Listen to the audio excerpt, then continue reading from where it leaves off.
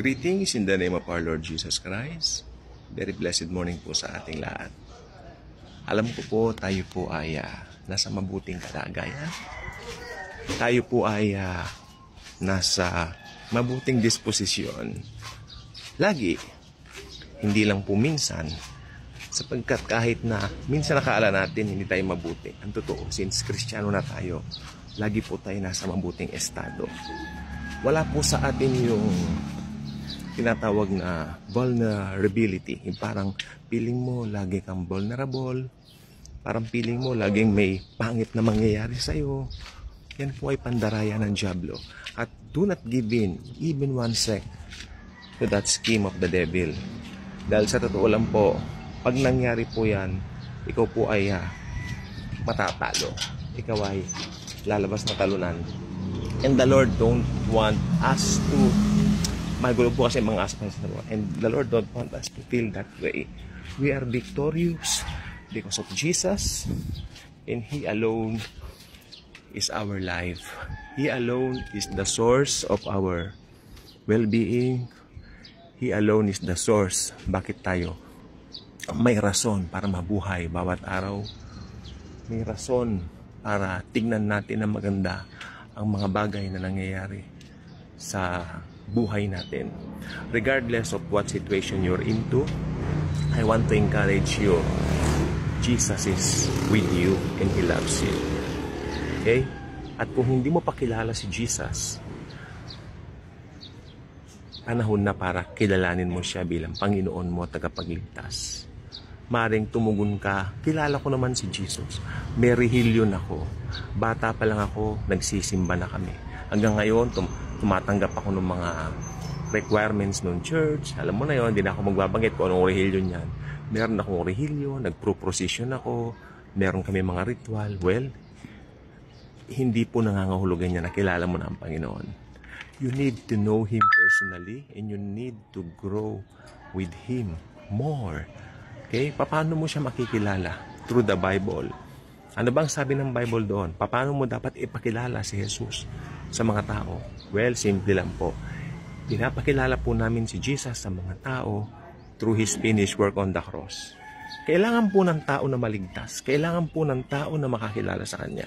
Hindi po dapat sa tao ang manatili po sa estado ng pagiging makasalanan. Gawa ng kanyang kalikasang likas na ito po ay namana kay Eva at Adan. Lahat po ng tao pinanganak sa kasalanan. Lahat ay nagkasala. Walang matuwid, wala kahit isa. At ang tanging solusyon sa kasalanan ay ang Panginoong Hesus. Hindi pwedeng maging solusyon ng rehilyon mo, hindi pwedeng maging solusyon ng mabubuting gawa mo, at lalong hindi pwedeng maging solusyon ang mga ritual na nakasanayan mo. Sapagkat ang tanging tagapagligtas natin ay walang iba kundi si Jesus. Jesus alone saves. And if you don't know Jesus and what He has accomplished for you, you will never be saved. Tahasan ko pong sasabihin niya na kay Jesus lamang ang kaligtasan. At kung gusto mo magkaroon ng buhay na walang hanggan na yan, kilalanin mo siya. Kilalanin mo yung ginawa niya sa krus ng Kalbaryo. Ito po ay hindi mahirap unawain kung talagang gusto mong unawain. Okay? Take time to understand what He has done and He has accomplished. Paniwalaan mo na namatay siya sa krus sa iyo sapagkat hindi mo kayang iligtas ang sarili mo. John 3:16 states, "For God so loved the world that He gave His only begotten Son. Whosoever believeth on Him will never perish but will have eternal life." Only Jesus can bring salvation and abundant life. John 10:10, abundant life po tayo. Ano po bang abundant life? It means, nandito po tayo sa mundo, pero tayo po ay nabubuhay na po ng may kasaganaan. Nabubuhay na po tayo rito ng may kapayapaan. Kapayapaan ng Panginoon na hindi pwedeng ibigay ng kahit sino sa iyo. Only Jesus can satisfy you. There is something in your heart that really needs to be satisfied. And the only one who can feel that is the Lord Jesus Christ Himself. Hindi ang sarili mo. Hindi ang kahit na sino. Hindi ang pera mo, hindi ang material na bagay. Nagkakamali ka kung inaakala mo ang material na bagay pwede kang bigyan ng kaligayahan. No. Only Jesus can satisfy you. If you have some cravings in you, if you have some cravings in yourself, in your life, only Jesus can fill that. Ang mga tao, walang katapusang naghahanap ng mga bagay, walang katapusang naghahanap ng kayamanan. Pero ang totoo po nito, hindi po sila nagiging masaya, hindi sila nagiging satisfied sa kanilang buhay. Okay? Sapagkat ang kailangan lang ng tao ay makilala si Jesucristo. At pag si Jesucristo ay nakilala mo, magkakaroon ka ng buhay ng walang hanggan, magkakaroon ka pa ng kasaganaan sa buhay, lahat ng pagpapala na hinahanap ng hindi mananampalataya, mapapasayo. Ipagkakaloob niya sa'yo. Iniibig ka niya, sinisinta ka niya. Pumarito siya sa lupa para mamatay sa krus ng Kalbaryo, para ialay ang kanyang buhay para sa'yo. Inaanyayahan kita ngayon. Kung hindi mo pa sinasampalatayan na ng ginawa ni Jesus sa krus ng Kalbaryo, this is your right time. This is your right time. Hindi aksidenteng na-scroll mo ito. Hindi aksidenteng napunta ka sa channel na ito. So kung nasa Facebook ka man, hindi aksidenteng ito ay dumapo sa iyong wall. Ito ay divine intervention para ikaw ay makakilala kay Jesucristo, ang tanging makapagbibigay sa iyo ng solusyon sa lahat ng problema mo. Mga tao lumalapit sa Diyos para magkaroon ng solusyon sa mga problema. Pero ang totoo, ang pinaka-problemang dapat solusyonan ay ang kasalanan. At ang gamot sa kasalanan ay walang iba kundi si Jesucristo lamang. Gusto mo bang magdasal? Gusto mo bang manalangin? Gusto mo bang tanggapin si Jesus bilang Panginoon at tagapagligtas mo? Halika, manalangin tayo. Sumabay ka sa panalangin ito. Panginoong Jesus, alam ko po na ako'y makasalanan at walang mabuting na nananahan sa akin. Sapagkat kung ano yung nananahan sa akin ay bunga ng aking kalikasan na naman ako kay Adan at Eva. Panginoong Jesus, hindi ko po kayang iligtas ang aking sarili. Iligtas mo ko, Panginoon. Naniniwala ako, Lord Jesus, na matay ka sa krus ng Kalbaryo para po sa akin. Naniniwala ako, Lord Jesus, na ang ginawa mo lamang sa krus ang tanging makapagbibigay sa akin ng kaligtasan. At ang pagkabubo ng iyong dugo lamang ang tanging solusyon para ako'y makapunta ng langit. Panginoong Jesus, be the driver of my life from now on.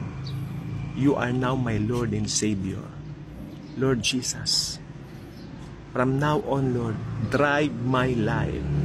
Be the pilot of my life. Be the driver of my life. Be my everything, my Lord Jesus. Dalhin mo ko doon sa nais mong pagdalahan sa akin. Alisin mo ko sa comfort zone ko. Hayaan mong ipahayag kita. Hayaan mong i-share kita. Hayaan mong buong kaligayahan kong dalhin sa iyo yung mga nais mong madala sa iyo. Gamitin mo ko, Lord Jesus, from now on. Amen. If you pray that simple prayer, I believe you got born again. You got saved. Ngayon, nagdwell na sa iyo si Jesus, pumasok na siya sa iyo, tinatakan ka ng Holy Spirit, ginawa ka na niyang anak. John 1:12, sabi, sino mang tumanggap sa Kanya, sila'y pinagkalooban niya ng buhay na walang hanggan. O sa ibang salin, sila'y pinagkalooban niya ng karapatang maging mga anak ng Diyos. Ngayong anak ka na ng Diyos, hindi ka na anak ng demonyo. That's your previous state. Pinanganak ka sa kasalanan. But when you receive Christ Jesus as Lord and Savior, you are now the Son of God. You are now the child of God. The Son of the Most High God. Ano pang hihilingin mo ngayon? Well, isa lang. Na lumago ka spiritually, read the Bible daily. That's why reading the Scripture is very necessary. It's not that parang babasahin mo ngayon, pagkatapos maya-maya hindi mo na-a-apply, no? Ngayong Kristiyano ka na, naniniwala ko, may bago ng perspective ang sarili mo sa Biblia. Iba na ang pamamaraan ng pagbasa mo ngayon. Sapagkat whenever binabasa mo ngayon ang Biblia, ginaguide ka ng banal na Espiritu. He will guide you into all truth. Yan ang sabi ng Bible. At ngayon, kung tinanggap mo na si Jesus as Lord and Savior, binabati kita. Sapagkat ito ang pinakamahalagang desisyon na ginawa mo sa buhay mo. Ang papasukin si Jesus sa iyong buhay, sa iyong puso at hayaan siyang maghari bilang Panginoon at tagapagligtas ng iyong buhay. Congratulations sa iyo. And again, marami pong salamat sa inyong panonood dito sa mga vlogs natin. Okay? Naniniwala ako hindi man ngayon, darami ang manonood dito sapagkat dapat nilang makita at mapanood ang mensahe ng mga video ito. Very urgent, very important. God bless everyone. Thank you.